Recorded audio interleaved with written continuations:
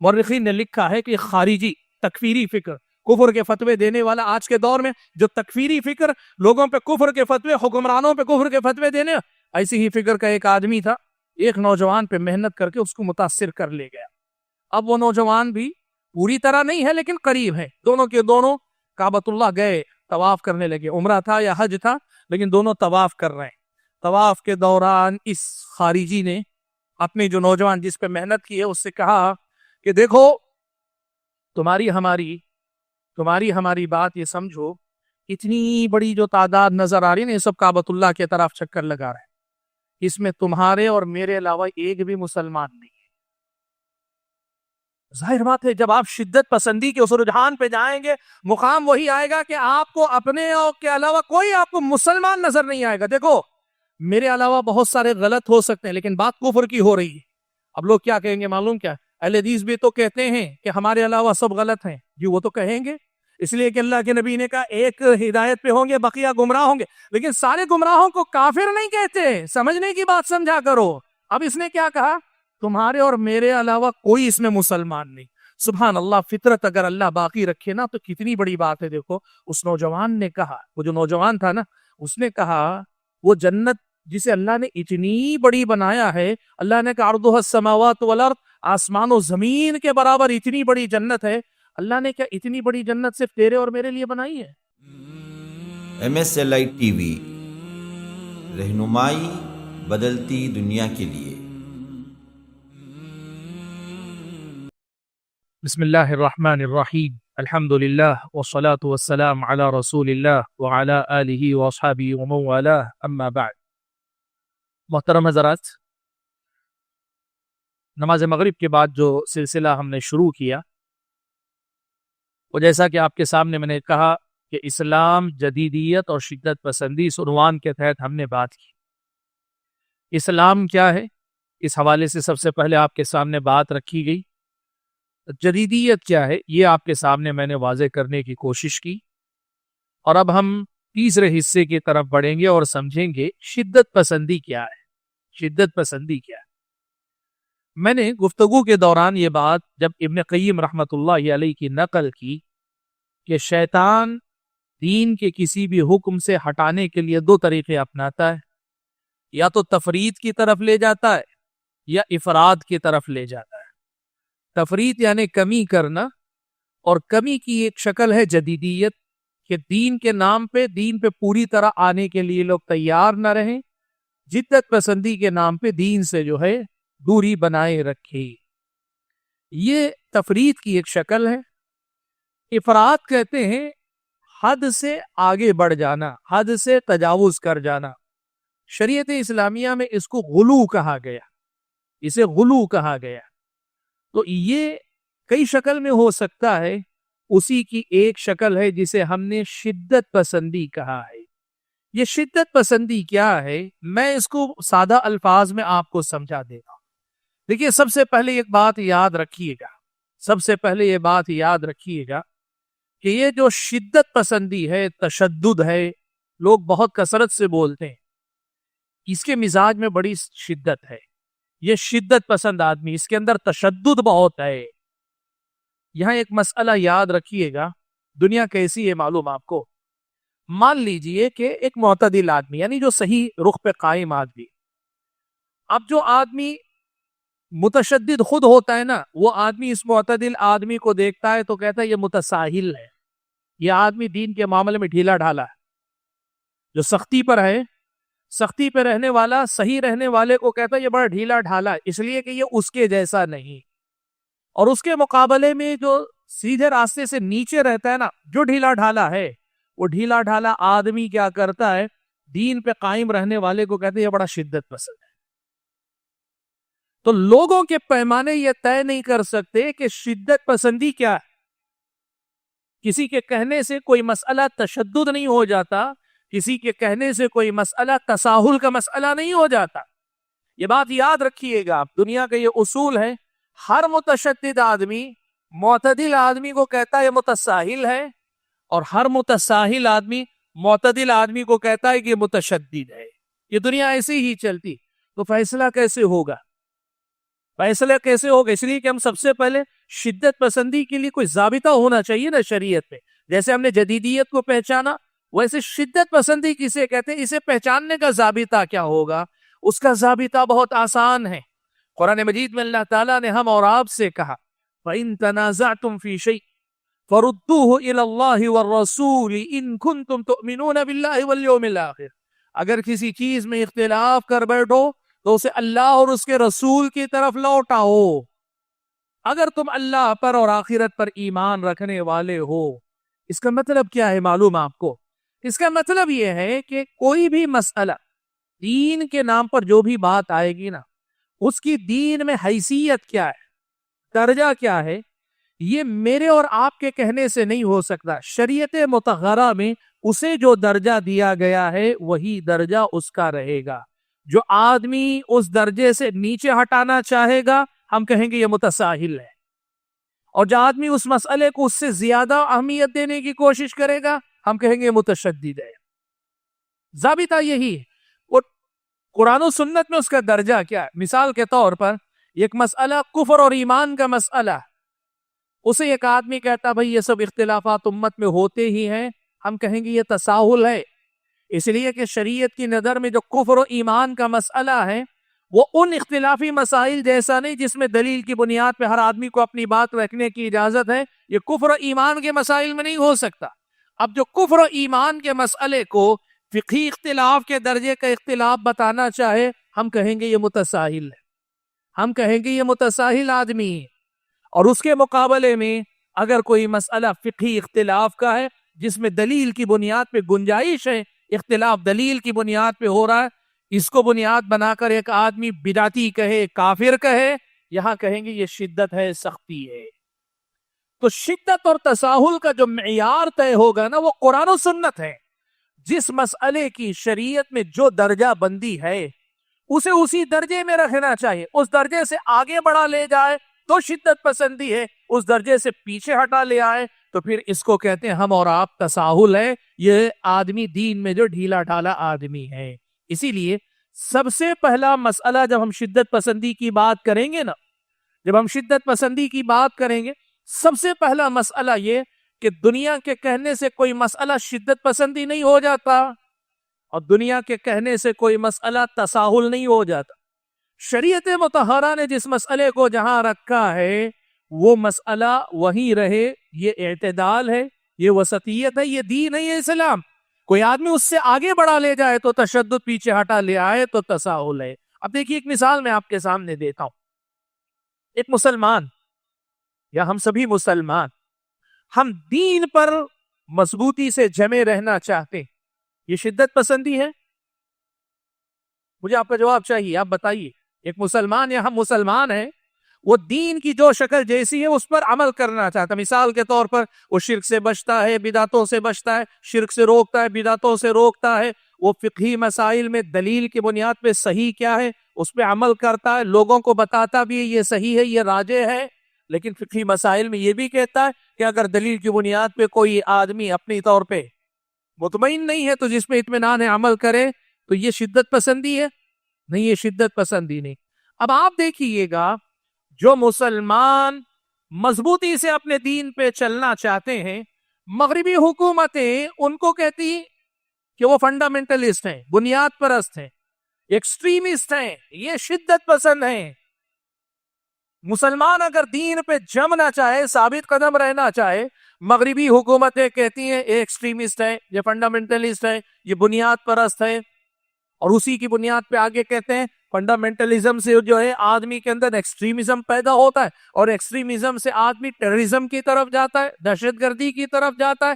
لوگوں نے یہ ذہن آج دیا ہوا اور میڈیا پوری دنیا اس کی تبلیغ کر رہی. وہ کیا ہے؟ جو آدمی مسلمان مضبوطی سے دین پہ چلنا چاہتا ہے فنڈامنٹلسٹ ہے، اور فنڈامنٹلزم یعنی بنیاد پرستی، بنیادوں کو مضبوط پکڑ کر چلنے والا آدمی ایکسٹریمسٹ ہوتا ہے. اور ایکسٹریمزم سے کیا ہوتا ہے؟ پھر آدمی ٹیررزم کی طرف جاتا ہے، اور ٹیررزم سے آدمی پھر دنیا کے اندر تباہی و بربادی لاتا ہے. نہیں، ہم اس کے لیے سب سے بڑا چیلنج دنیا کے سامنے یہ دینا چاہتے ہیں، نبی علیہ الصلوۃ والسلام سے زیادہ بنیادوں کو مضبوط پکڑ کر چلنے والا کوئی تھا؟ کوئی تھا؟ لیکن قرآن نے چیلنج کے ساتھ کہا وما ارسلناک الا رحمۃ للعالمین، ہم نے تو آپ کو تمام جہانوں کے لیے رحمت بنا کر بھیجا ہے۔ اللہ کے نبی صلی اللہ علیہ وسلم اسلام کی بنیادوں پہ مضبوطی سے قائم تھے، لیکن اللہ کے نبی صلی اللہ علیہ وسلم تمام جہانوں کے لیے رحمت تھے۔ دین پر یہ بات یاد رکھیے گا، کوئی آدمی اگر دین پر صحیح انداز سے دین پر ثابت قدم رہے، صحیح طریقے پر اور دین کی صحیح شکل پر کوئی مضبوطی سے جمع رہے، وہ آدمی کبھی انتہا پسند نہیں ہوتا، کبھی وہ متشدد نہیں ہوتا، کبھی وہ آدمی ایکسٹریمسٹ نہیں ہوتا، کبھی وہ آدمی ٹیررزم یا ٹیررزم کی طرف، ارہابیت کی طرف یا دہشت گردی کی طرف نہیں جاتا۔ دین کی اصل شکل میں کوئی رہتا ہے تو پھر تمام جہانوں کے لیے رحمت بنتا ہے۔ یہ بات سب سے پہلے پیارے نبی صلی اللہ علیہ وسلم جو اس دین کے سب سے پہلے علم بردار اور اس دین پہ کما حق عمل کر کے دکھانے والی سب سے پہلی اور سب سے باکمال ہستی ہے، اللہ کے نبی صلی اللہ علیہ وسلم دین پر مضبوطی سے جمے رہ کر تمام دنیا کے لیے رحمت تھے۔ تو یہ خود دلیل ہے کہ دین پر چلنے سے کوئی فنڈامنٹلسٹ نہیں ہوتا اس معنی میں کہ وہ ٹیررزم کی طرف جا رہا ہے، وہ فنڈامنٹلسٹ اس معنی میں نہیں ہوتا کہ وہ ایکسٹریمسٹ ہو رہا ہے، وہ ایکسٹریمسٹ اس معنی میں نہیں ہوتا کہ وہ آدمی دین کے مسئلے میں غلو کا شکار ہو رہا ہے، ایسا نہیں ہوتا ہے۔ یہ بنیادی مسئلہ آپ یاد رکھیں، اسی لیے یہ دونوں باتیں یاد رکھیں۔ تشدد تساہل کا معیار دین ہوگا، کسی کے کہنے سے کوئی چیز ایکسٹریمزم نہیں بن جاتی اور کسی کے کہنے سے کوئی چیز تساہل نہیں ہو جاتی۔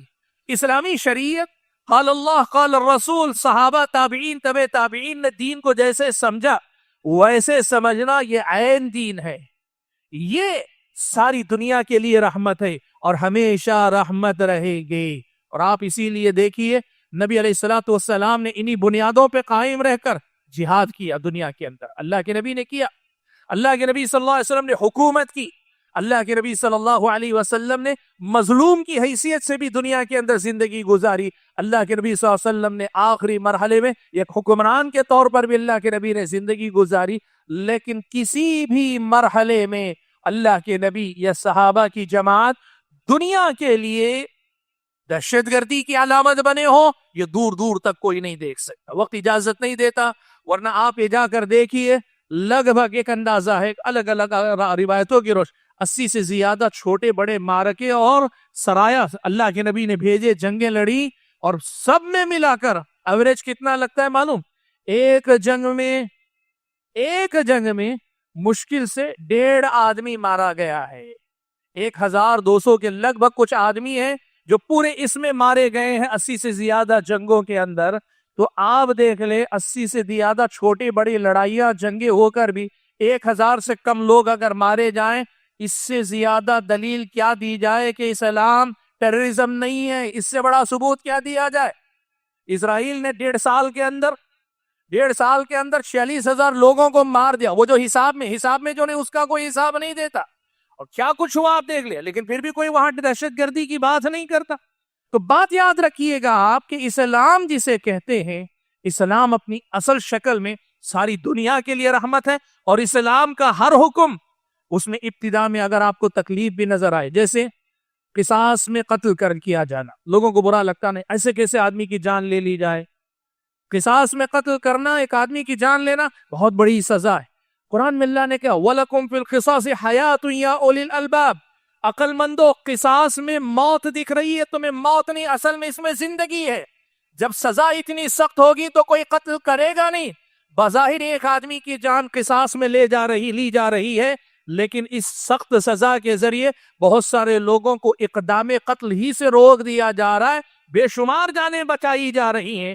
اس تناظر میں اگر اسلامی شریعت کی وضاحت کی جائے تو اسلامی شریعت اپنی اصل شکل میں نہ تو ٹیررزم ہے، نہ تو ایکسٹریمزم ہے، نہ تو دنیا کے لیے کوئی مصیبت کی بات ہے، یہ عین رحمت ہے۔ رب العالمین کا دین ہے تو ساری دنیا کو آباد کرنے کا ہی کام کرے گا۔ رحمت للعالمین کی شریعت لائی ہوئی ہے تو پھر رحمت ہی رحمت دنیا کے اندر عام کرے گی۔ اور اگر اس میں کہیں سختی یا آپ کو تکلیف کی بات نظر آتی ہے، آپ اس کی ابتدا کو نہ دیکھیں، اس کے انجام اور انتہا کو دیکھیں۔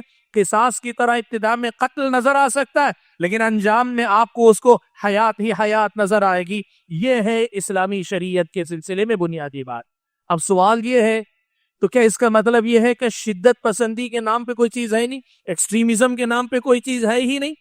ہے، یہ لوگوں کے اندر پائی جاتی ہے، اسلام میں نہیں۔ اسلام اپنی جگہ پہ دین رحمت ہے، لیکن اس دین کے سمجھنے میں غلطی کر کے یا اس دین کی تفسیر اور تعبیر نہیں لانے کے نام پر کچھ لوگوں نے دین کی ایسی تفسیر پرانے زمانے میں اور آج کے دور میں بھی کی ہوئی ہے، جس کے نتیجے میں ایکسٹریمزم مسلمانوں کے اندر بھی آتا ہے۔ اور بات کہوں، آج ہم بات اسلام کی کر رہے ہیں، اس لیے مسلمانوں کے اندر آنے والے ایکسٹریمزم کی ہم بات کریں گے، ورنہ دنیا میں دوسرے کوئی دودھ کے دھلے نہیں، وہاں تو لوگ اس سے کہیں زیادہ خون خرابہ کر رہے ہیں، اور حکومتوں کی سرپرستی میں بھی کر رہے ہیں، تنظیموں کی شکل میں بھی کر رہے ہیں، انفرادی سطح پر بھی کر رہے ہیں، مذہبی ذمہ داروں، مذہبی رہنماؤں کی سرپرستی میں بھی کر رہے ہیں، سب کر رہے ہیں۔ ہم موازنہ کرنے کے لیے نہیں بیٹھے، ہم مسئلے کو سمجھنا چاہتے ہیں۔ شدت پسندی کیا مسلمانوں کے اندر شدت پسندی آئی تھی؟ جی ہاں، یہ تاریخ اسلام میں بہت پہلے آئی، اور نئے دور کے اندر بھی اس کی شکلیں ہمیں اور آپ کو ملتی ہیں۔ وہ کیا تھی؟ پرانے زمانے میں جو شدت پسندی آئی وہ خوارج کے اندر سب سے پہلے آئی۔ خوارج کا مسئلہ کیا تھا؟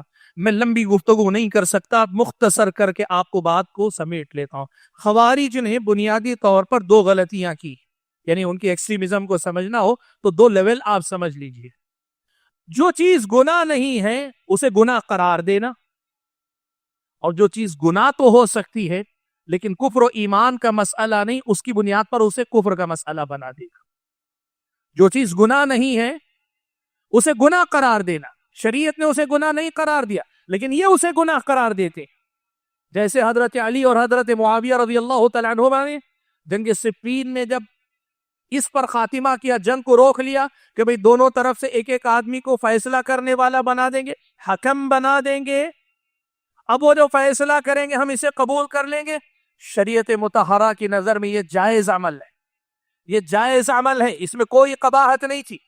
حضرت عبداللہ ابن عباس رضی اللہ تعالیٰ عنہما نے اس تحکیم کو، انسانوں کو حاکم اور فیصل بنانے کے اس معاملے کو جائز قرار دیا، اور اس کے لیے قرآن کی آیت سے دلیل دی۔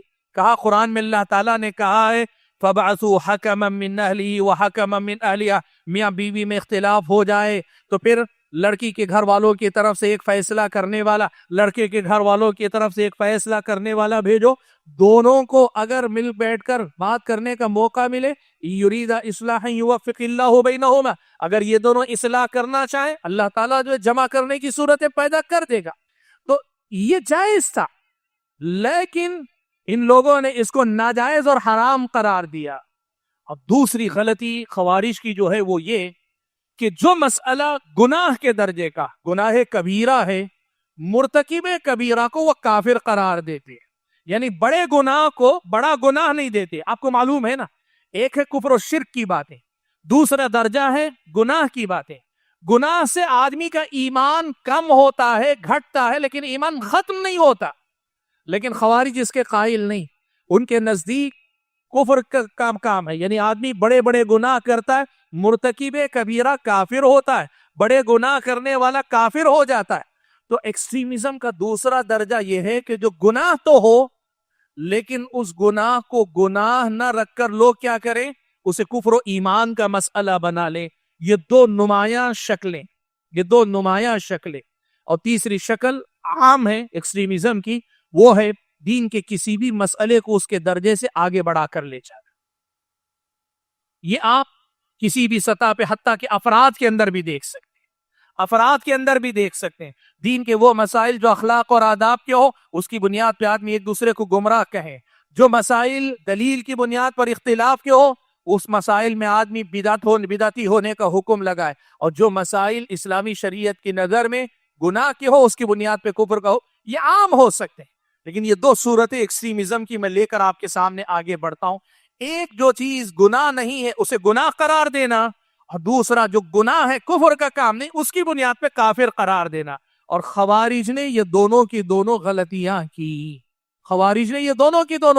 کی۔ ایک تو حکم بنانے کے فیصلے کو ناجائز قرار دیا، اور دوسرا کام یہ کیا کہ اسی مسئلے کو بنیاد بنا کر جو جائز تھا لیکن اس کے علاوہ اپنے عقائد میں مرتکب کبیرہ کو انہوں نے کافر قرار دے دیا. یہ ایکسٹریمزم کی مثالیں. نئے زمانے کے اندر اس کی مثالیں کہاں ہیں کیا ہے؟ نئے زمانے کے اندر اس کی مثالیں کہاں ہیں کیا ہیں؟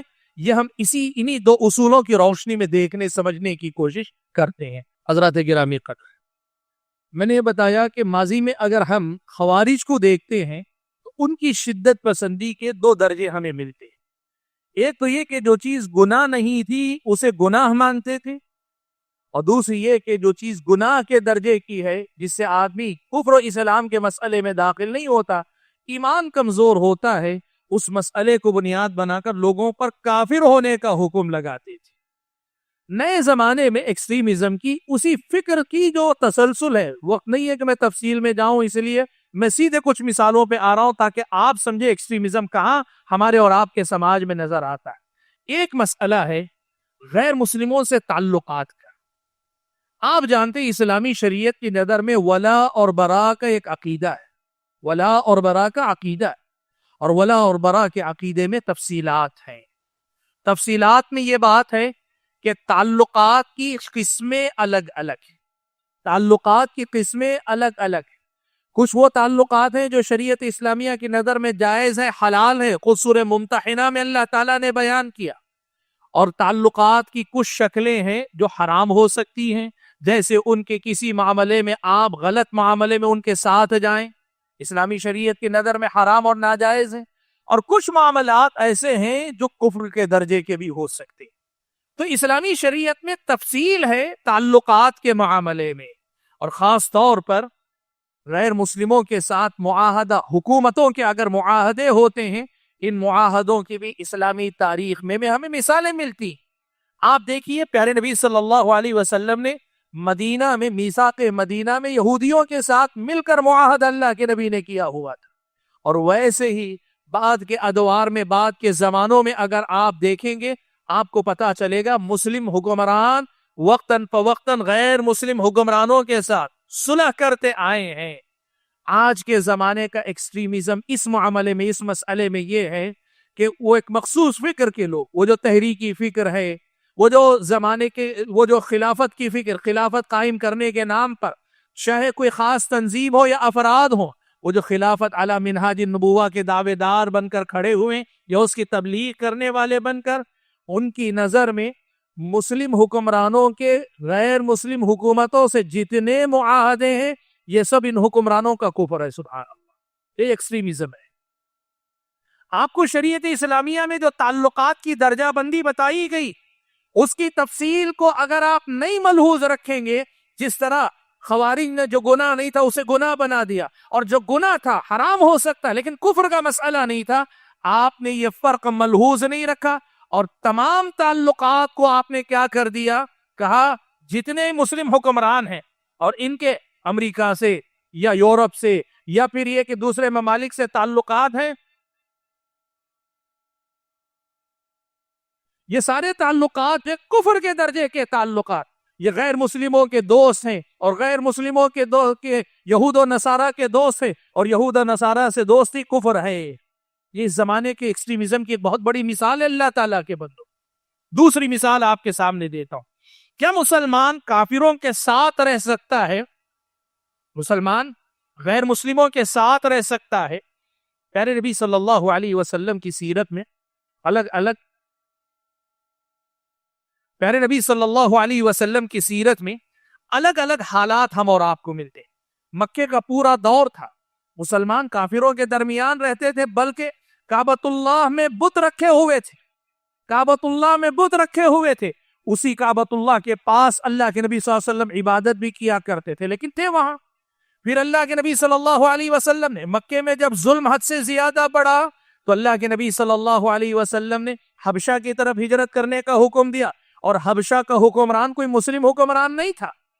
حبشہ کا جو حکمران تھا وہ اس وقت غیر مسلم حکمران تھا. اللہ کے نبی کی بعثت کے بعد عیسائی بھی مسلمان نہیں شمار ہوتے، لیکن اللہ کے نبی نے صحابہ کو بھیجا، حبشہ میں رہے. حالات کے اعتبار سے اسلامی شریعت کی نظر میں احکام الگ ہے. اور وہیں جب اللہ کے نبی نے مدینہ کی طرف ہجرت کر لی اور تمام مسلمانوں کو مدینے کی طرف ہجرت کرنے کا حکم ہوا، اور اس کے بعد بھی اگر کوئی غیر مسلموں کے ساتھ ہی رہا تب اللہ کے نبی نے کہا من جامع المشرکین او سکن معهم فهو منهم، جو مشرکین کی صحبت اختیار کرے اور ان کے ساتھ رہے گا انہی میں شمار کیا جائے گا۔ اللہ کے نبی نے یہ کہا تھا۔ اب لوگوں نے کیا کی، یہ ساری تفصیلات بھلا دی۔ ایکسٹریمزم کیا ہے معلوم ہے؟ اب قاعدہ بنا لیا کہ ہندوستان میں رہنا حرام ہے، یہاں سے ہجرت کرنا فرض ہے۔ ایکسٹریمزم نہیں ہے، آپ کو یاد رکھنا چاہیے۔ ایسے حرام ہونے کا فتویٰ دینے کی اجازت آپ کو کہاں دی گئی؟ شریعت میں درجہ بندی جو رکھی گئی اس کا آپ خیال رکھیں۔ ایسے ہی مولانا مودودی نے وہ جو حاکمیت الہ کا نظریہ پیش کیا، اس حاکمیت الہ یا توحید حاکمیت کے الہ کے نظریے نے اور ڈاکٹر اسرار احمد وغیرہ نے اس مسئلے کو بہت زیادہ اچھالا، اور آج بھی آپ اگر ویڈیوز دیکھنا چاہیں یہ بات ملے گی۔ ان کے پاس مسئلہ یہ ہے کہ اگر آپ کسی غیر اسلامی نظام کے تحت رہتے ہیں، غیر مسلم نہیں، آپ سمجھیے بات، یعنی حکمران مسلم بھی ہو سکتا ہے لیکن نظام قانون جو نافذ ہے وہ غیر شرعی قانون، یعنی شریعت کا قانون نہیں، کوئی اور قانون ہے، چاہے ان کا بنایا ہوا یا کسی اور کا بنایا ہوا۔ کہا اگر آپ کسی غیر اسلامی نظام کے تحت رہتے ہیں، وہ مسلم ہے کہ کافر ہے یہ بات نہیں، غیر اسلامی نظام کے تحت رہتے ہیں تو آپ کو اس نظام کو پلٹنے کے لیے، بدلنے کے لیے محنت کرنی ہوگی، اور اگر آپ محنت نہیں کرتے ہیں تو پھر آپ نے کفر بالطاغوت کیا ہی نہیں ہے۔ سبحان اللہ۔ وَمَن يَكْفُرْ بِالطَّاغُوتِ وَيُؤْمِن بِاللَّهِ فَقَدِ اسْتَمْسَكَ بِالْعُرْوَةِ الْوُثْقَىٰ۔ مجھے یاد ہے ممبئی کے ایک پروگرام میں شریک ہونے پروگرام میں گیا تو کسی نے جو ہے بہت بڑی بھیڑ لوگوں کی، تو اس میں سے ایک صاحب نے مجھے لا کر دیا کہ کسی نے بھیجا ہے کہ آپ ہی کو خاص طور پہ دیا جائے۔ میں نے کہا ایسی کیا بات ہے؟ وہی بیٹھے بیٹھے پڑھ کر دیکھا، اس لکھا یہی ہے کہ قرآن میں تو یہ کہا ہے فَمَن يَكْفُرْ بِالطَّاغُوتِ وَيُؤْمِن بِاللَّهِ، پہلے طاغوت کا کفر ہونا چاہیے، طاغوت کا انکار ہونا چاہیے، اس کے بعد ہی ایمان باللہ کی بات ہونی چاہیے۔ یہ ساری تقریریں جو آپ لوگ کر رہی ہیں ایمان باللہ کی بات ہے، ان کی کوئی ویلیڈیٹی نہیں، ان کی کوئی حیثیت نہیں، اس لیے کہ آپ لوگ طاغوت کے خلاف لڑتے ہی نہیں، طاغوت کے خلاف بات کرتے ہی نہیں۔ آپ سمجھیے یہ فکر کیا ہے؟ یہ جو اسلامی شریعت کی جو تعلیمات ہیں، یہ جو حاکمیت الہ کا تصور دیا گیا، جس کے نتیجے میں یہ کہا گیا کہ اگر آپ غیر اسلامی نظام کے تحت رہتے ہیں آپ کی نماز نہیں۔ آپ دیکھیے ڈاکٹر اسرار احمد کا ایک ویڈیو، آپ میں دیکھنے کے لیے نہیں کہہ رہا ہوں، مطلب یہ کہ دلیل کے طور پہ، ریفرنس کے طور پہ آپ کو بولنا چاہ رہا ہوں، ورنہ جا کے دیکھنے کی ترغیب نہیں دے رہا ہوں۔ یوٹیوب پر اچھا دیکھتے ہیں تو دیکھیے، سمجھ میں آئے گی۔ دیکھیے ان کا ایک ویڈیو نماز منہ پہ مار دی جائے گی، یہی عنوان کے ساتھ یوٹیوب پر موجود ہے۔ آپ پڑھ کر، آپ سن کر دیکھیں، اور سن کر مت دیکھیں مطلب دلیل کے طور پہ، اور یہ اگر آپ نے پہلے سے سنا ہے تو آپ کو معلوم ہے، آپ کو معلوم ہوگا صاف طور پہ یہ بات انہوں نے کہی ہے کہ اگر آپ پہلا فرض وہ اقامت دین کا ہے، اگر وہ قائم نہیں کرتے آپ کی نماز نہیں ہے۔ بلکہ یہاں تک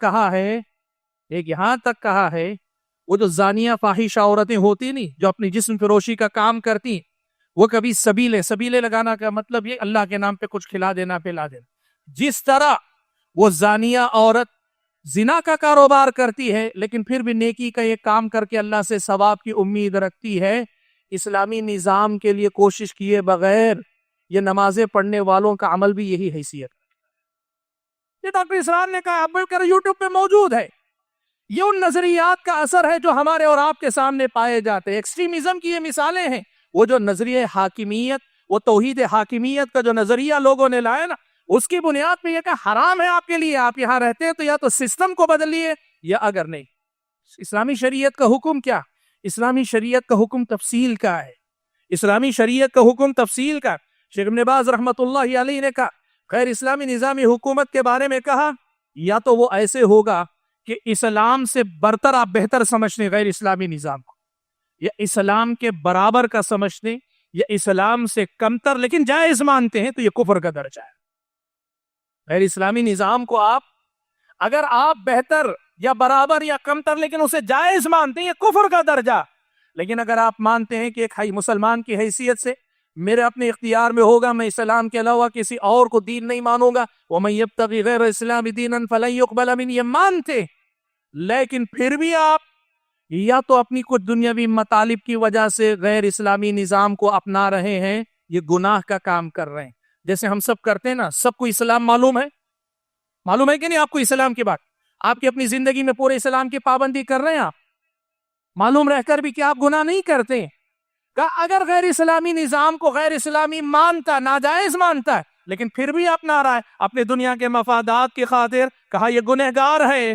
اور اگر ایسا ہے کہ آدمی کا اختیار نہیں, جیسے ہم اس ملک کے اندر یہاں نہ ہمارا اختیار ہے نہ ان کا اختیار, یہاں آپس میں امن و امان کے ساتھ رہنے کے لیے قانون کو لایا گیا, لیکن کیا اسے اسلام کے بدیل آلٹرنیٹ کے طور پر لیا گیا؟ نہیں لیا گیا. اسلامی قانون اپنی جگہ پہ رہے گا.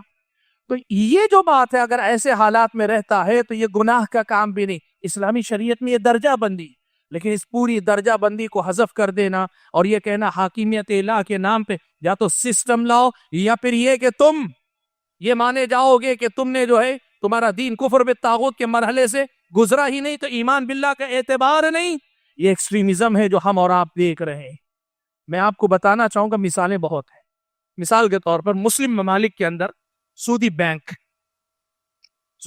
ہیں, سعودی عرب کے اندر ہو یا پھر قطر کے اندر ہو, امارات کے اندر ہو یا عمان کے اندر ہو, یا پھر یہ کہ پاکستان کے اندر ہو یا مختلف ممالک میں, انڈونیشیا, ملیشیا, سارے مسلم ممالک کے اندر آپ کو معلوم ہے بینک. اب سودی بینک حرام ہے, ناجائز ہیں, اور جو آدمی اسے حرام سمجھتے ہوئے پھر بھی اپنا رہا ہے وہ غلط کر رہا ہے, گنہگار ہے.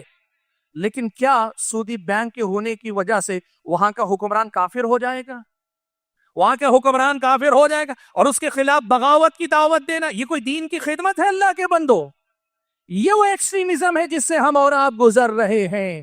اور میں وقت ہو گیا, زیادہ نہیں بول سکتا میں, وقت ہو گیا, لیکن ایک بات آخری کہہ کر بات کو میں سمیٹ لیتا ہوں. ایکسٹریمزم کی ایک مثال اور کیا ہے معلوم ہے؟ آدمی دین کے مسائل میں یہ درجہ بندی بھول جائے, اور جو آدمی گنہگار ہوتا ہے نا, ان گنہگاروں کے بارے میں یہ عقیدہ رکھے کہ یہ سب کافر, وہ بھی کافر, یہ بھی کافر. بھئی اسلامی شریعت گنہگار کو گنہگار لیکن پھر بھی مسلمان کے درجے میں مانتی.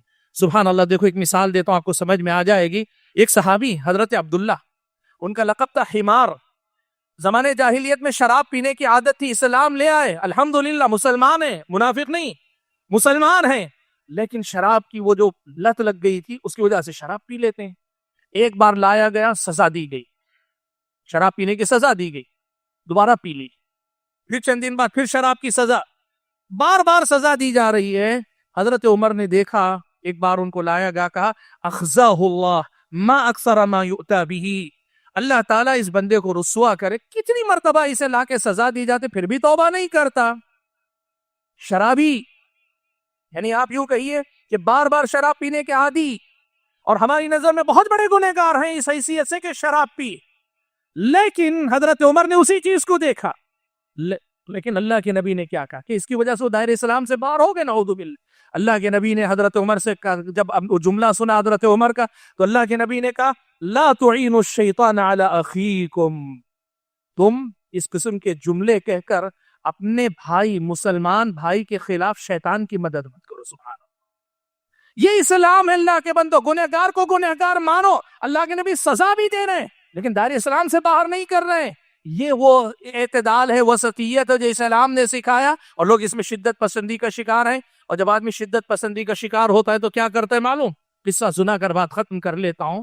مورخین نے لکھا ہے کہ خارجی تکفیری فکر, کفر کے فتوے دینے والا, آج کے دور میں جو تکفیری فکر, لوگوں پہ کفر کے فتوے, حکمرانوں پہ کفر کے فتوے دینے, ایسی ہی فکر کا ایک آدمی تھا. ایک نوجوان پہ محنت کر کے اس کو متاثر کر لے گیا. اب وہ نوجوان بھی پوری طرح نہیں ہے لیکن قریب ہے, دونوں کے دونوں کعبۃ اللہ گئے, طواف کرنے لگے. عمرہ تھا یا حج تھا, لیکن دونوں طواف کر رہے ہیں. طواف کے دوران اس خارجی نے اپنے جو نوجوان جس پہ محنت کی ہے اس سے کہا کہ دیکھو تمہاری ہماری بات یہ سمجھو, اتنی بڑی جو تعداد نظر آ رہی ہے نا, یہ سب کعبۃ اللہ کے طرف چکر لگا رہے ہیں, اس میں تمہارے اور میرے علاوہ ایک بھی مسلمان نہیں ہے. ظاہر بات ہے جب آپ شدت پسندی کے اس رجحان پہ جائیں گے, مقام وہی آئے گا کہ آپ کو اپنے کے علاوہ کوئی آپ کو مسلمان نظر نہیں آئے گا. دیکھو میرے علاوہ بہت سارے غلط ہو سکتے ہیں لیکن بات کفر کی ہو رہی ہے. اب لوگ کیا کہیں گے معلوم کیا؟ اہل حدیث بھی تو کہتے ہیں کہ ہمارے علاوہ سب غلط ہیں. جی وہ تو کہیں گے, اس لیے کہ اللہ کے نبی نے کہا ایک ہدایت پہ ہوں گے, بقیہ گمراہ ہوں گے. لیکن سارے گمراہوں کو کافر نہیں کہتے, سمجھنے کی بات سمجھا کرو. اب اس نے کیا کہا تمہارے اور میرے علاوہ کوئی اس میں مسلمان نہیں. سبحان اللہ, فطرت اگر اللہ باقی رکھے نا تو کتنی بڑی بات ہے. دیکھو اس نوجوان نے کہا, وہ جو نوجوان تھا نا, اس نے کہا وہ جنت جسے اللہ نے اتنی بڑی بنایا ہے, اللہ نے کہا عرضها السماوات والارض, آسمان و زمین کے برابر اتنی بڑی جنت ہے. اللہ نے کیا اتنی بڑی جنت صرف تیرے اور میرے لیے بنائی ہے؟ اس سے بڑی بری فکر, غلط فکر کچھ نہیں ہو سکتی. اس کی گمراہی سے توبہ کر کے وہ نوجوان باز ہے. بھائیو, یہ وہ ہے شدت پسندی کہ مسائل کو جو شریعت میں درجہ دیا گیا ہے وہ درجہ نہ دے کر اسے بڑھا کر بیان کرنا, اسے آگے لے جانا, یہ شدت پسندی ہے. میں اپنی گفتگو کو ختم کرتے ہوئے بات یہ بتانا چاہتا ہوں کہ علم سے جڑیے, علماء سے جڑیے. اللہ کے بندو, بڑی اہم بات, علم سے جوڑو اور اپنے آپ کو علماء سے جوڑ کر رکھو. حضرت حسن بصری اور دیگر سلف سے یہ بات مروی ہے, وہ کہا کرتے تھے الفتنۃ اذا اقبلت عرفها العالم. فتنے جب آتے ہیں نا, عالم اسے پہچانتا ہے, غیر عالم نہیں پہچان پاتا. اس لیے کہ یہ 2 اور 2 کا جمع 4 کا حساب نہیں ہوتا. فتنہ اسی لیے ہے کہ اس کا ایک حصہ حق نظر آتا ہے, دوسرا حصہ باطل ہوتا ہے, اور علم پورا نہ ہو, پختہ نہ ہو, وہ جو حصہ حق پر مبنی ہے اسے دیکھ کر لوگ اس کا شکار ہوتے ہیں. عالم اللہ کی توفیق سے اور اللہ کے دیے ہوئے علم کی برکت سے وہ کیا کرتا ہے, فتنوں کو پہچان لیتا. کہا اذا اقبلت عرفها العالم, جب فتنہ آتا ہے عالم اسے پہچان لیتا ہے. وَإِذَا أَدْبَرَتْ, جب فتنہ ختم ہو کے جاتا ہے عرفها الجاہل, پھر جاہل کو بھی لگتا ہے یہ تو بہت بڑا فتنہ ہے. اسی لیے اپنے آپ کو علم سے جوڑے رکھیں, علماء سے جوڑے رکھیں, صحیح منہج پر قائم رہتے ہوئے کتاب و سنت کی پیروی سلف صالحین کے منہج کے مطابق کرنے کی کوشش کریں. میں اللہ تعالیٰ سے دعا کرتا ہوں کہ اللہ تعالیٰ مجھے اور آپ سبھی حضرات اور خواتین کو یہ جو باتیں آج ہم نے سنی کہ اسلام ہے, جو دین ہے, اور اس کے مقابلے میں جدیدیت کا ایک طرف فتنہ ہے, شدت پسندی کا فتنہ دوسری طرف ہے, ایک تفریط ہے تو دوسرا افراط ہے. ان دونوں سے بچتے ہوئے اس اعتدال, اس وسطیت پر جو دین برحق اور دین صحیح کی اصل پہچان ہے, اس پر قائم رہتے ہوئے عمل پیرا ہونے کی کوشش کیجیے. اللہ تعالیٰ مجھے اور آپ سبھی حضرات اور خواتین کو ان باتوں کو سمجھ کر اپنی زندگی میں اپنانے کی توفیق عطا فرمائے. آمین. وآخر دعوانا ان الحمد للہ رب العالمین.